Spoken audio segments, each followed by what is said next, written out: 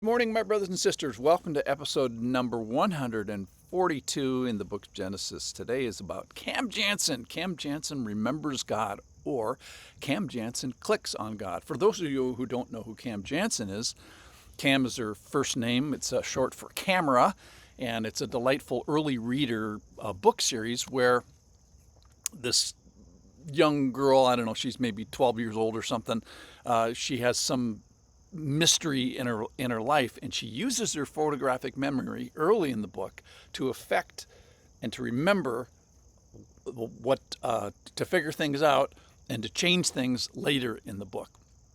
So she puts her memories to work and uses the memories in this photographic past to understand the present. So she brings to bear these memories into the future. And like her, we're going to remember three things today. Number one, remember one thing that God has said. Number two, remember something God has done.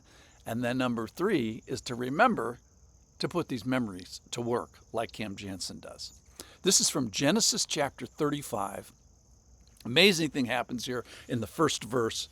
God said to Jacob. So it doesn't say whether it's in a vision or an appearance or whatever, but the point is God said, and then there's quotes. So he makes a memory of what God specifically and accurately says. This is Genesis chapter 35. God said to Jacob. So like Cam Jansen, click. She would blink her eyes and remember. So God said to Jacob, click, arise, go up to Bethel and dwell there. Make an altar there to the God who appeared to you when you fled from your brother Esau. Click. So God says, remember my appearing. So Jacob said to his household and all that were with him, put away foreign gods that were among you and purify yourselves and change your garments. And let us arise and go up to Bethel so that I may make there an altar to the God, click, who answers me in the day of my distress and has been with me wherever I have gone. So they gave Jacob all the foreign gods that they had and the rings that were in their ears. Jacob hid them under the terebinth tree that was near Shechem.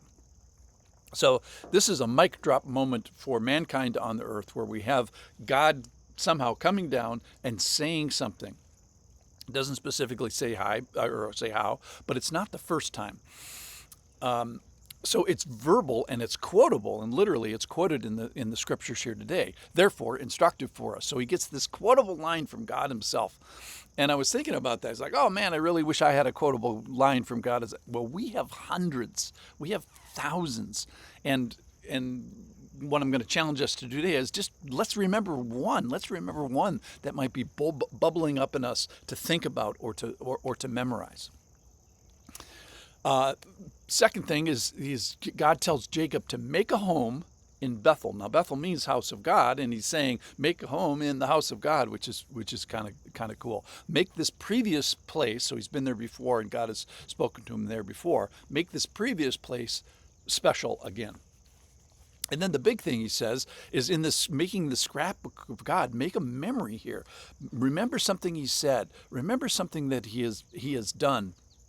Remember how God has interacted with you in the past, maybe when you were in trouble, like he does here. His trouble was when his brother was going to chase him and wanted to murder him.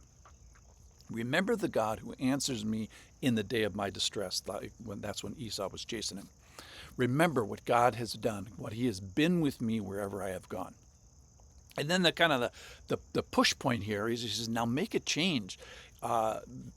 Impurity is going along with you in this caravan that you're doing. You've got false gods, false foreign gods, fake gods, physical idols, and objects of trust and faith that stain you, even from the people around you. So maybe there's an aspect of your life that you need to purify.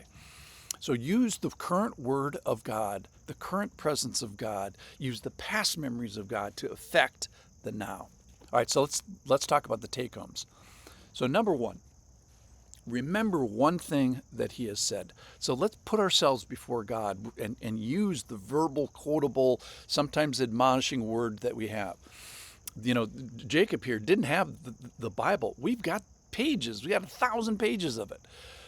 So let's talk about the Bible and two kinds of people. First of all, I love that you are here. So many of you who are regular watchers and listeners of this love the Bible and have this faithful daily consideration of what it says. You guys are an inspiration to me. And I love it that you are so committed that you will slog through it. In fact, like the last 3 lessons on the rape of Dinah, parts that are challenging to understand, but you're so committed to the Word.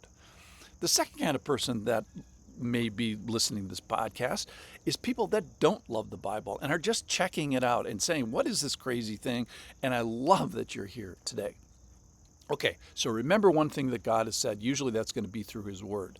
Then secondly here, He says, remember something that I've done for you. Remember just one thing.